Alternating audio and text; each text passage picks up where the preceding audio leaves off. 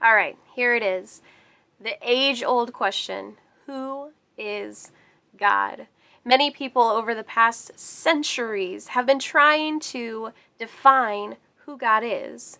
He might be just certain parts of creation. He might be the God who created and left it. He might be just a figment of our imagination or just a nice guy.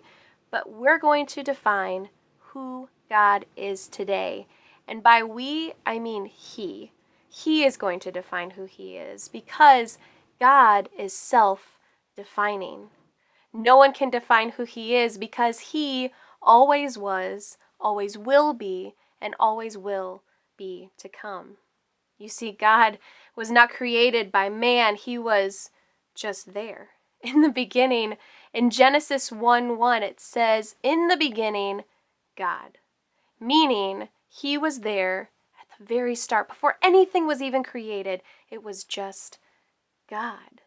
He is self-defining, which leads to this point. He is all authority because He is the foundation of life.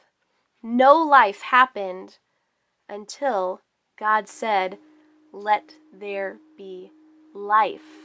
In all different types of form, through creation, through light, through the sun, through the moon, through the earth, through the water, through people. God said it was good because He created it. He is the foundation of life. In the Old Testament, if you go back to the Hebrew language, the name Elohim, it means so many different characteristics of God. But what I love about this name is that it literally means the God of nearness. The God of nearness. He's not just some God who created this world and created us and then left us to be. He wants to be near to us. When God sent Jesus in the form of a baby, He said, Emmanuel, God with us. This would be His name. This is our God. He is all authority. He is all authority to rule and all authority to come and to save.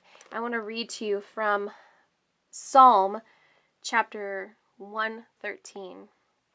Starting in verse 4, it says, "The Lord is exalted over all the nations, His glory above the heavens.